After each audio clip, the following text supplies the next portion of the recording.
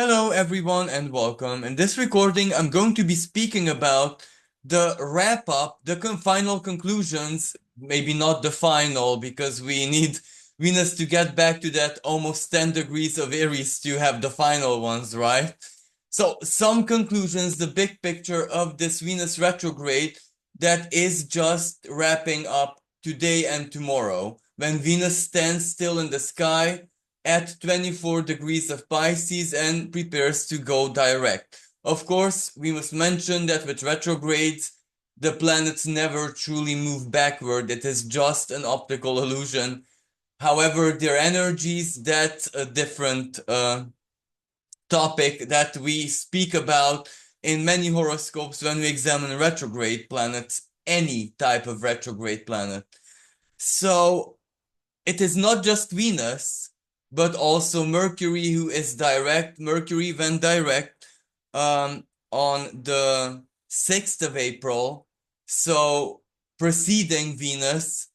But this is also important because Venus and Mercury retrogrades this year almost went hand in hand. They were conjunct, okay, not to the degree, but they were very close together when both of them started their retrogrades. So let me just refresh everyone's memory. For Venus, that was the 1st of March, and for Mercury, that was the 14th of March when they started their retrogrades this year. And as I said, they were very close all throughout their retrogrades to one another. They moved back into Pisces, they both met the North Node, and Saturn, even though Mercury did not form a very exact conjunction with Saturn, if I'm not mistaken, but I might be. Anyway, it doesn't, what matters is that both of them were conjunct, both the North Node and Saturn, and then, of course, Neptune. Neptune also himself ingressed into Aries. It will retrograde back this year into Pisces, but that's his last stay in the sign of Pisces, a sign which it actually rules. So a very, very strong Neptunian cycle that is basically closing. We can say that for every single planet, when they enter to 0 degrees of Aries, because 29 degrees of Pisces is the last degree of the zodiac, and Aries is the first degree. So in a non-cyclical way, and is in the conjunction of the planets, but rather very generally speaking, that's a new cycle, a new astrological cycle in its humor and symbolism for each and every planet, regardless, as I said, of their conjunctions with each other and whatever other ways they calculate cycles of the planets. In a very general big picture way, 0 degrees of Aries starts a new energy and a new journey through the astrological wheel for every planet and everything that kind of enters into Aries. So for Neptune itself, it's a new beginning, a new cycle. However, the old one has not finished yet. And the old one at the 29 degrees, actually the last degrees of Pisces, is all about elimination. And because it is conjunct the North Node, even in the present, an outer sun conjunction, but also when it retrogrades back, but also when these planets started their retrogrades. So speaking about Mercury and Venus here, the North Node is things that we need to do. Okay, not necessarily in a Martian way, in all of our dimensions, all that we have power over, right? In Pisces, well, it's not all that much the case because we don't have too much power over anything that Pisces rules. We do have the power to generate the illusion, but not necessarily control its trajectory and what effect it will have. We can speculate, but we cannot control. The unconscious, collective or individual, we can dig into it. Freud, Jung, Pluto itself, the discovery of Pluto in the 1930s, that opened up psychology as well and the power. but that doesn't necessarily mean control. If we think or feel that we are in control, that's the biggest delusion ever. It's uncontrollable. Pisces is the ether. Pisces is the depth of the ocean, of the sea, of the depth of anything, basically. So it's never gonna be 100% charted, even in physical reality. Why? Well, it can change subtly without big notice from, and that means that when it changes, the chart changes. So we may live with inaccurate, delusional, so to speak, charts about the bottom of the ocean. The same goes for anything with Pisces. How much of it can it be truly known? However, the North Node here means that we do have this window of opportunity of the next year and a half, roughly. A few months have already been spent from that year and a half, so year and a few months, where we do need to have at least an influence over it. And what influences Pisces is deep faith, belief, and anything that derives or goes hand in hand with that. Uh, so this is the power of the North Node. We take action through belief and emotion, deep, deep emotion. Well, Venus goes hand in hand with that. Venus loves being in the sign of Pisces. It is her exaltation sign. So she loves being unbound, idealistic, have no limits. Anything is susceptible to imagination, fantasy, the inner cosmos, etc., etc. However, with the North Node conjunction, there's a sense of urgency that we better dream big. We big for us, but that means deep self-knowledge and self-understanding. And this was a major part of these two retrogrades, Mercury and Venus, because Mercury brings the understanding as imperfect in Pisces.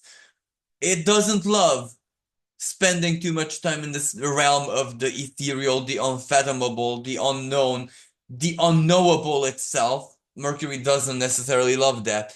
However, it does have a different understanding. It adapts, right? Mutable energy.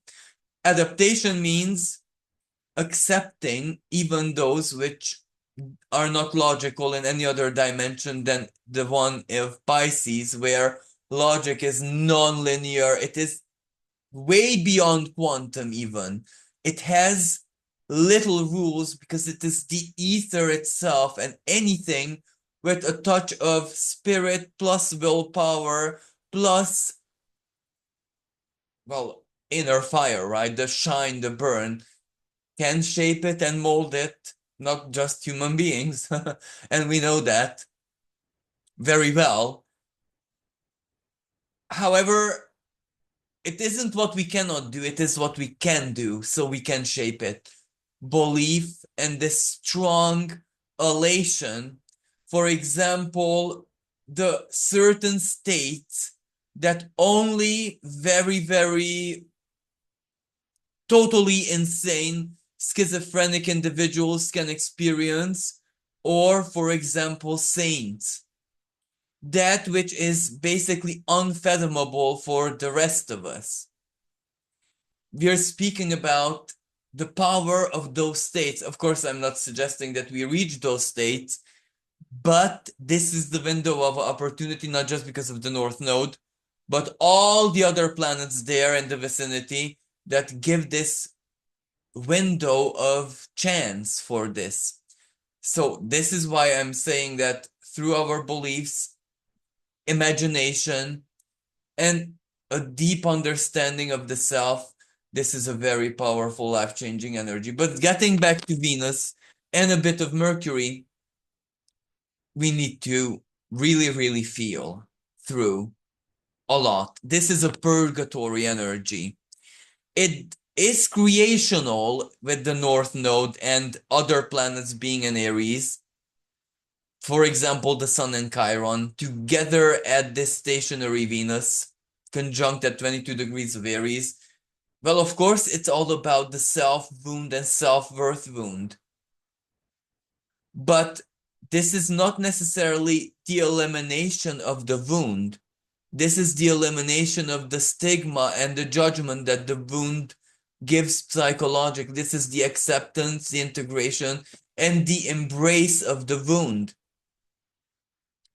And let's just get back to a day when this is about Venus mainly. So Venus was at this 24 degrees of Pisces, so around 28th of January this year.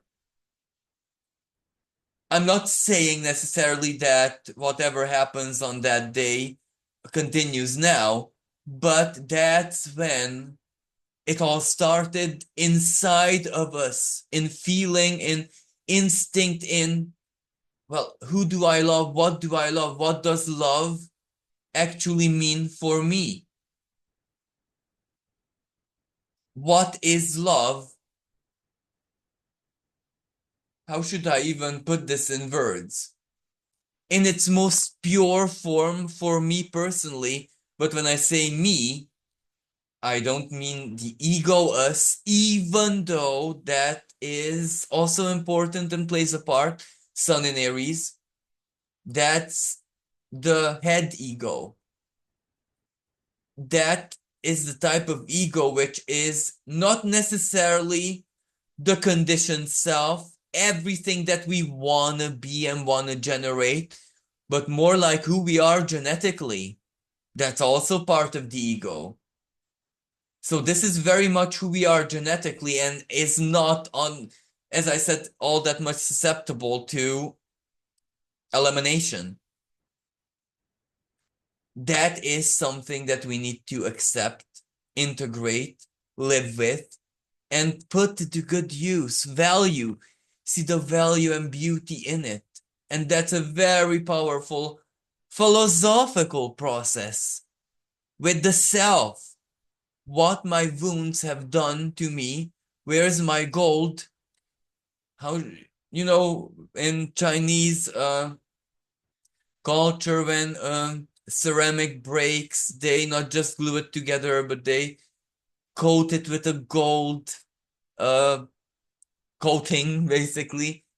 And that's such a beautiful symbolism that the wound or the accident in the pottery's case adds value to it, adds spirit to it, history, it transforms it forever. So this is the energy that it is inviting us to philosophize about, but deeply about the self. But before I get back to the self, we need to speak about collective, because 0 degrees of Aries, Neptune being there, it's important. And both Mercury and Venus are going to get to the 0 degrees of Aries. And that's a big moment for them as well. And that is going to be a massive conclusion moment of these retrogrades, especially collectively.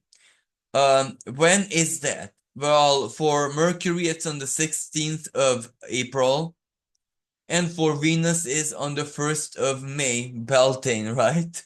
What a Venusian theme in itself. And Beltane, fire, fire of life, Venus in fire sign Aries.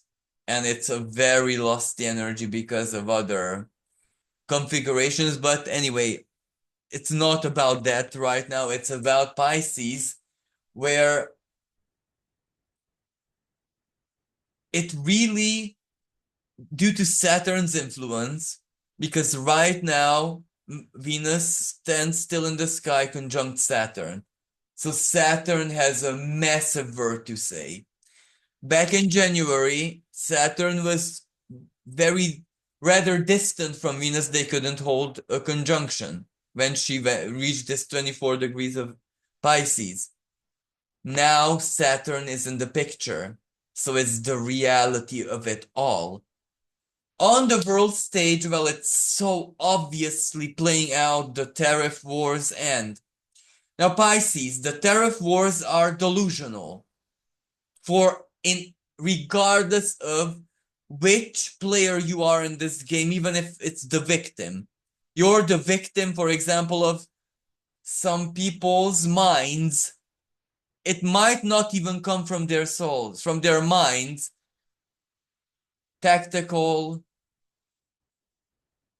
I'm not even sure how to actually call it, tactical display or tactical scenario that they take seriously. Saturn takes seriously. But it's a deceptive, delusional game in regardless of which player you are here. So all of us are affected, all of us are included in this. But we see it for exactly what it is.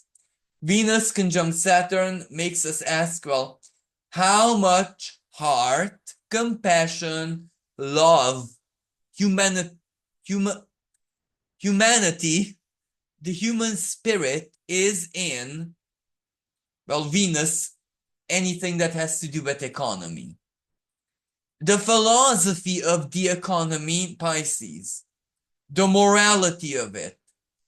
And this question is just automatically answered in a multilateral and dimensional way.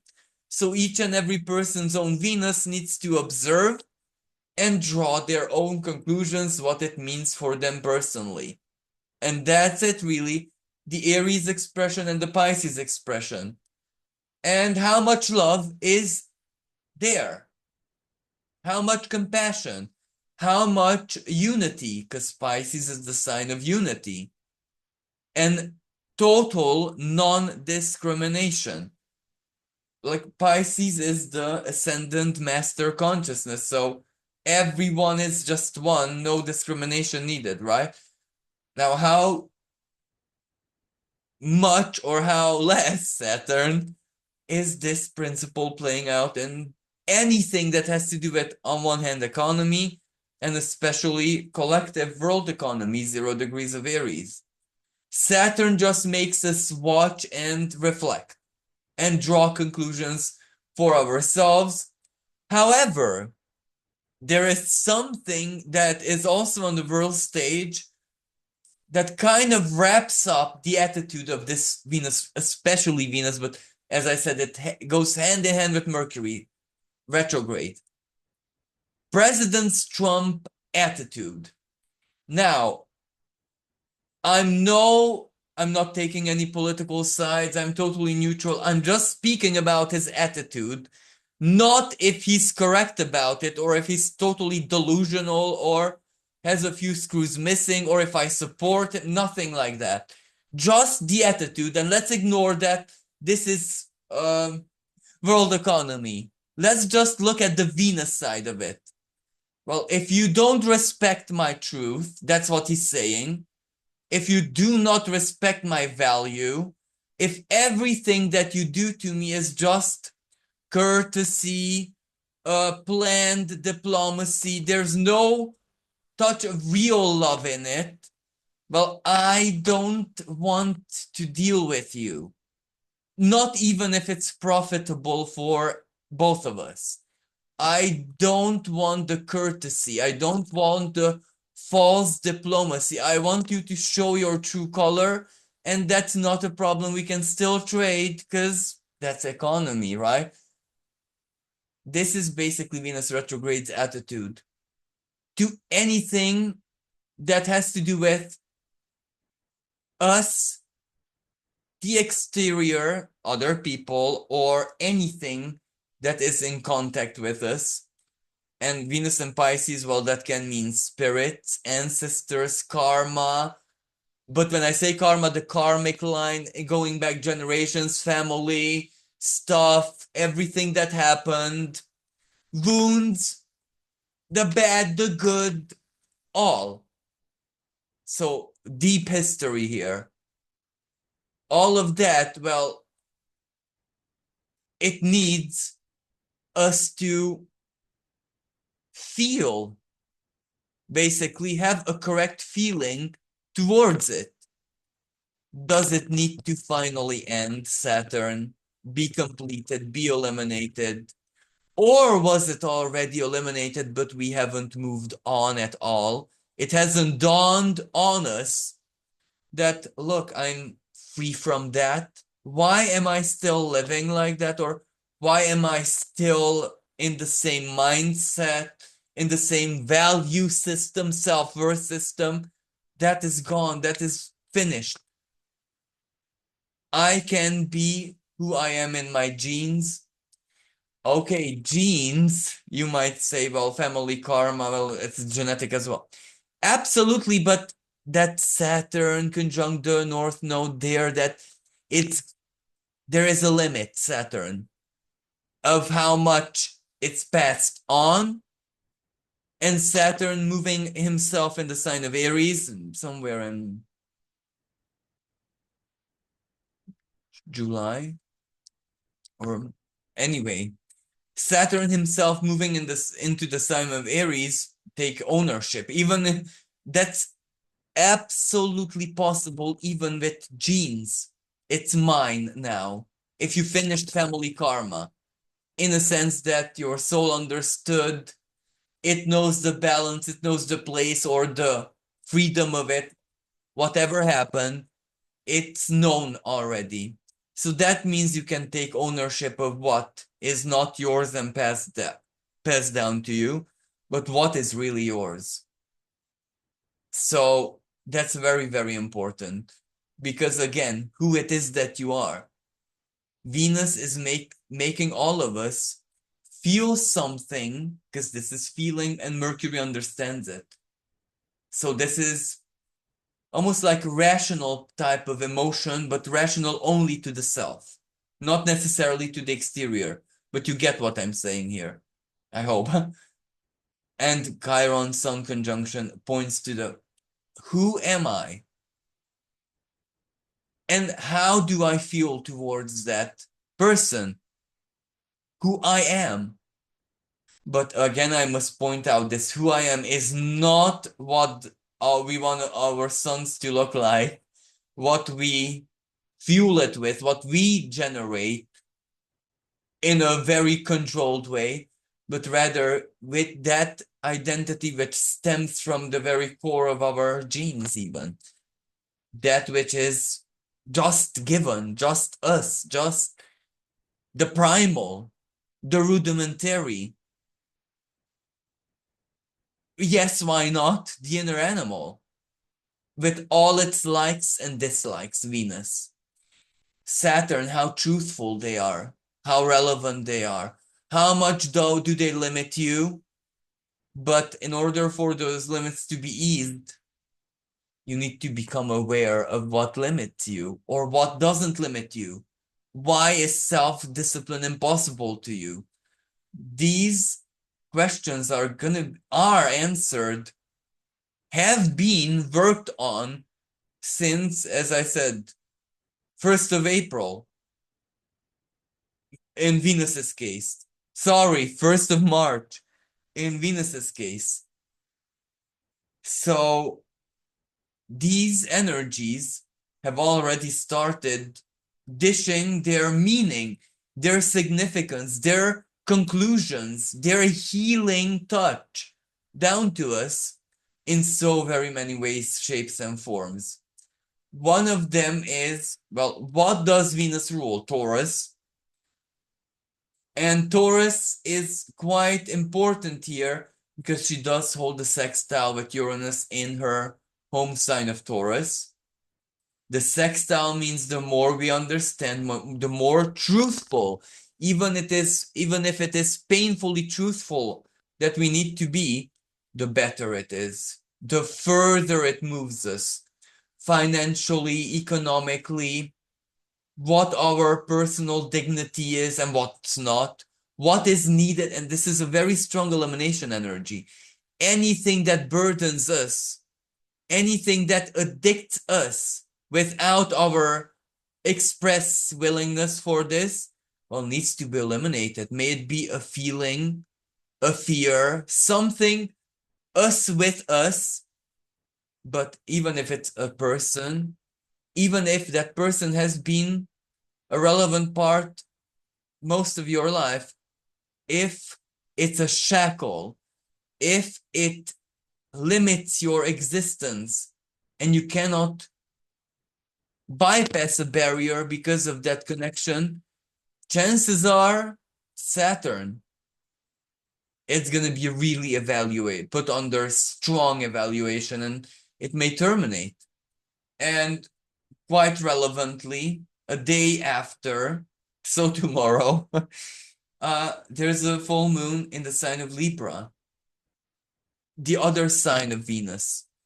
So Venus has to dish out the full moon's expression. Full moon is culmination, termination, big conclusion, big revelation, big disclosure. Libra, sign of partnerships, one-on-one, contracts, agreements, marriage, anything that is one will and the other will, and they handshake or are enemies. This is a big energy, and Saturn, well, it means a strong reality check that we need to work with and we cannot ignore.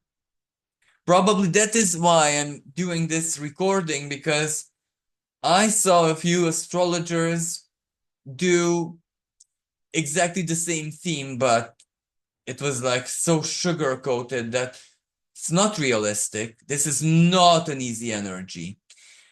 It may have very, I don't know, like near miraculous displays for some people. Let me say a victim who has suffered 30 years under some kind of oppression. So, oppression of the self, oppression of something, a substance, a misaligned belief, a mental illness, a person, love, Pisces, whatever. And for them, if life finally starts turning around because they figured out what to do, not in the present, but going back many months, even a few years. Neptune in the sign of Pisces, a lot of planets going through Pisces, Jupiter, for example, Mars, for example, and presently Saturn. So that's why it's a very, very big deal. Life turns around because they realize that they deserve something better or something at least decent. For other people, it's not a very easy energy, as we can see the physical, material, economical effects of this trade war, tariff war, or how you call it. Well, it's not pretty. It's tear lacrimosa, tearful Pisces. However, it is very strongly truth-based.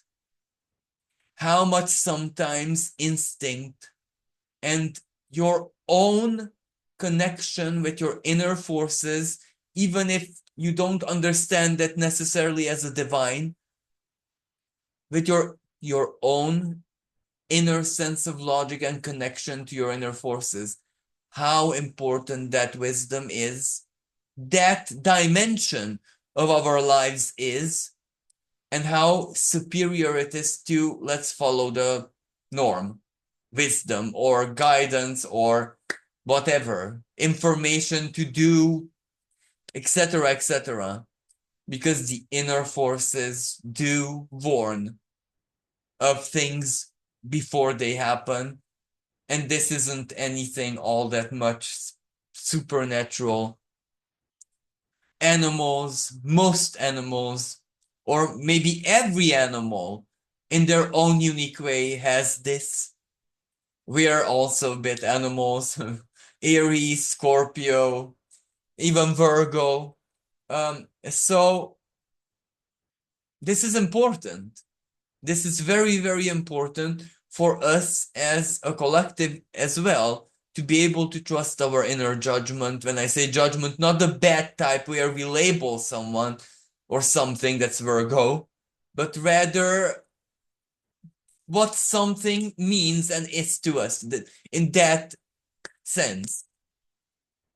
And going back to Venus, well, she needs to dish out exactly this because that's Libra energy. This is a very profound psychological energy where big life lessons are learned. Let me give you the best examples where we realize that we no longer love a part of ourselves, our story, who it is that we are, who it is that life forces to be, become, etc.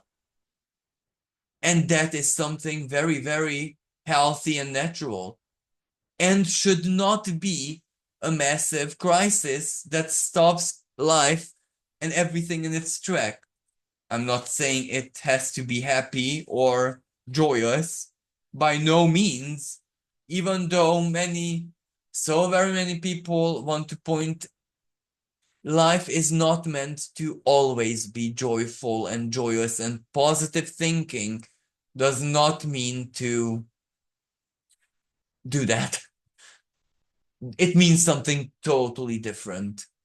To accept pain and inconvenience as sheer strength, not, of course, not to the obsessive degree, but rather that's nature, that's earthly life, that's the fun of it, the adventure of it. That is what we want to prove to the divine and any divine force since our creation. Look how well we can navigate through anything. May that be physical, spiritual, psychological, mental, emotional. For example, the Olympic Games, the ancient ones, a display of great pride, a display of great, for example, when your cat does those acrobatic movements just for you, just to impress you.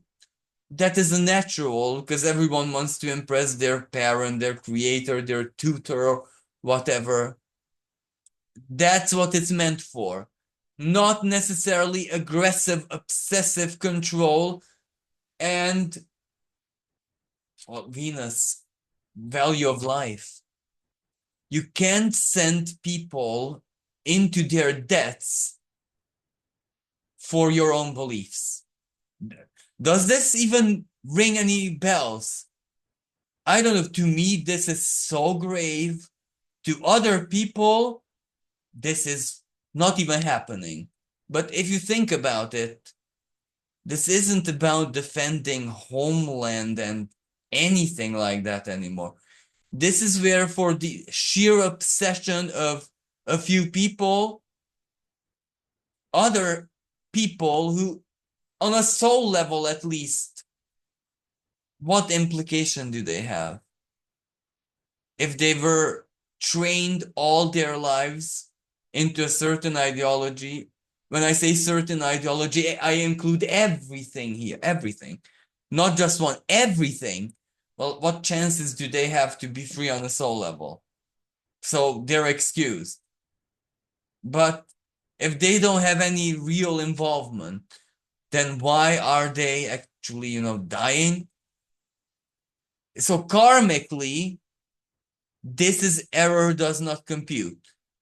That's why everything's standing still in the world. Even though it's rushing forward, it's still standing still. This doesn't really compute. But why doesn't it compute to, everyone? Because most people totally, they don't see the problem here at all. So anyway, this Saturn is raising this question mark.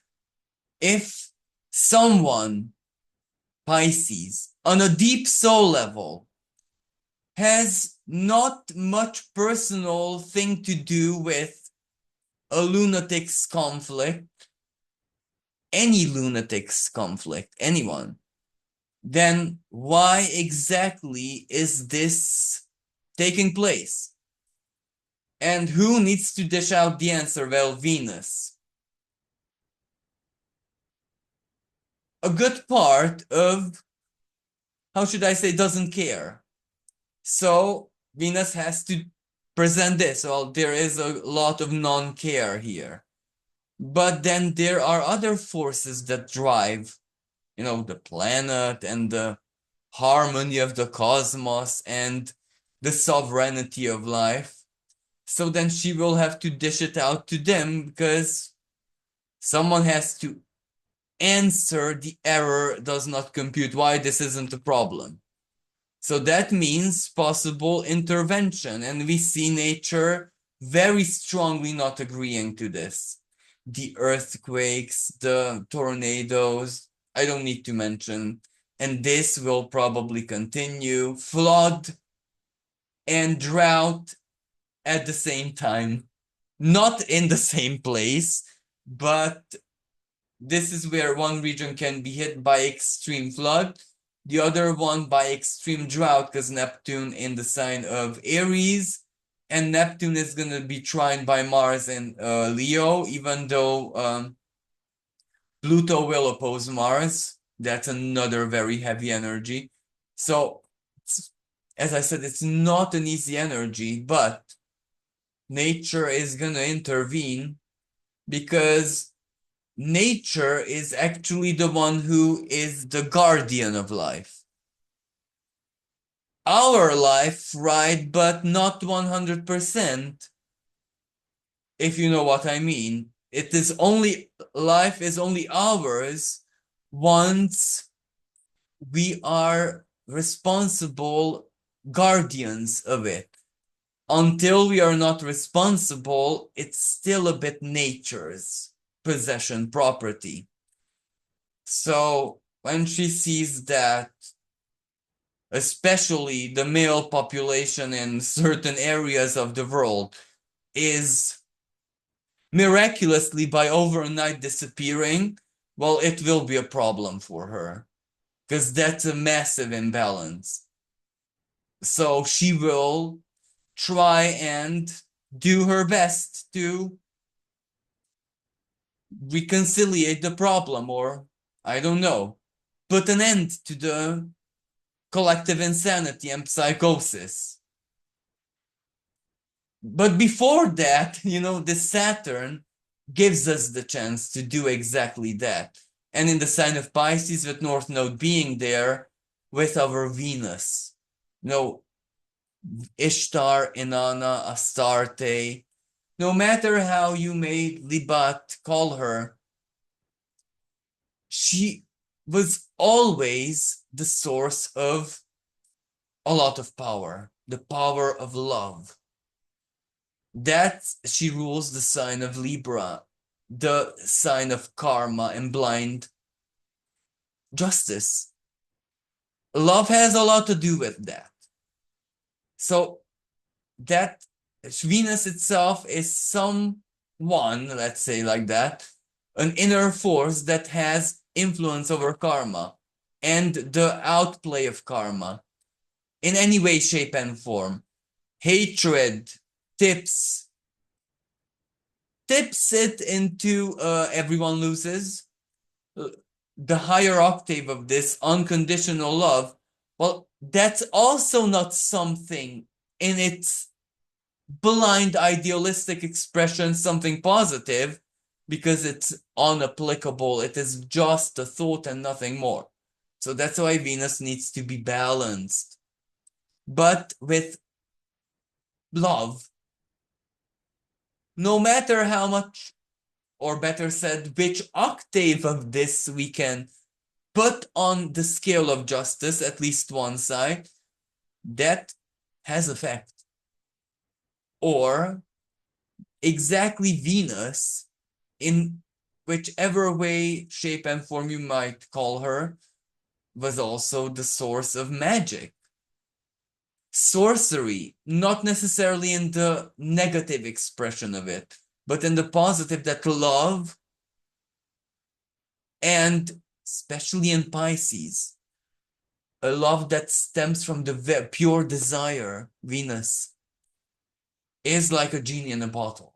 That's alchemy. All you need to do to have a wish fulfillment, in a brute way of speaking, refine a desire until it becomes almost pure, its purest form. The cosmos, through osmosis, if you will, has to grant it. So the heart matters a lot in any way, shape, and form, both in good, both in bad. Pisces, the spirit, the anti-spirit. So, and before I finish, I just wish to speak about the Sabian symbol of this 24-25 degree of Pisces, the purging of the priesthood. Exactly. The purging of our morality, our faith. Saturn conjunct Venus. If institutionalized faith, religion itself fails, is it necessarily a problem?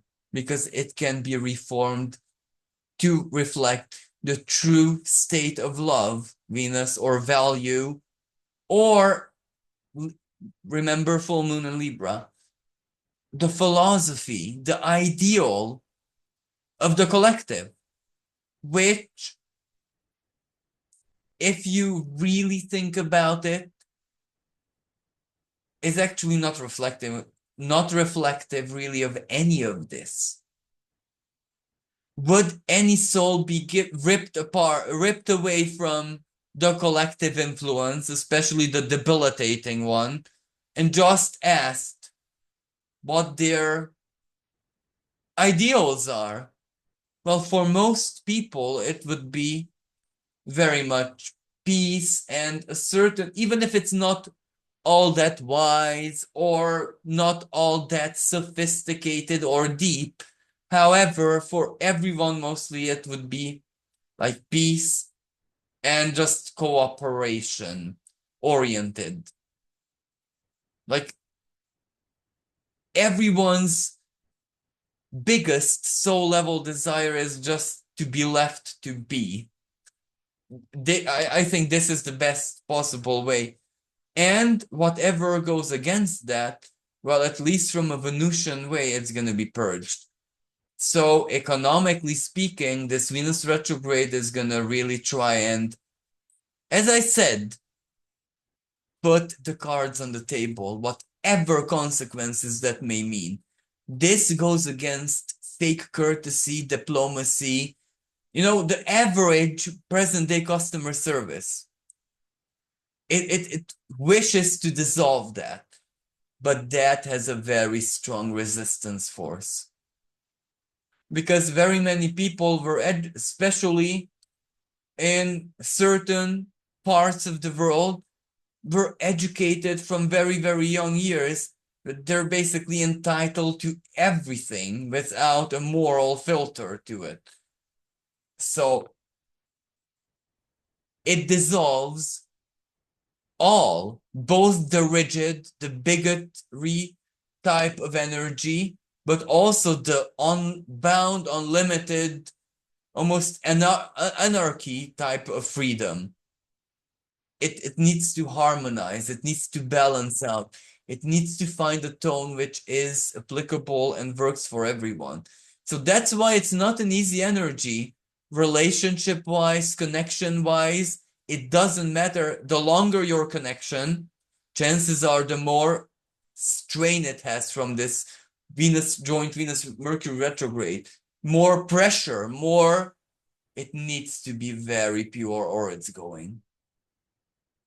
And it's very, very strong, reality-based. How much can be forgiven? How much can be tolerated? Because Chiron is conjunct the sun, it's combust. So the self-wound and everything that doesn't allow self-dignity is really salted out or highlighted on the spotlight. And it will happen to be that Chiron illuminates the full moon. So the self wound, or whatever irritates the self, whatever oppresses, whatever is the limit of decency, or something that makes the wound worse and worse and worse, well, it's reached the end of tolerance. However, as I said, for certain people, especially those who have been going through hardships of the Piscean nature, for a lot of you, this can mean, of course, totally opposite. There is another life, there is another you, there is a surface world, there is a totally new dimension above the ocean. But many ocean residents are totally oblivious to this. For example, those fish who weren't oblivious to this started the land ecosystem, or how you say that, the land, life on land. So curiosity sometimes, or bravery, boldness, and the willingness to adapt, the willingness to rise above limitations by wounding can go a very, very long way. Mars at this time trines the North Node, conjunct Saturn and Venus. So this is a to-do energy. This is executory. This is, I'm doing it for me, for my family, for my community, for my roots, for what I believe in. You're doing it. So this energy will have action that follows it. And that action is also part of the larger Mars retrograde theme. So I hope this was useful. Thank you so much for listening. And until next time, bye for now.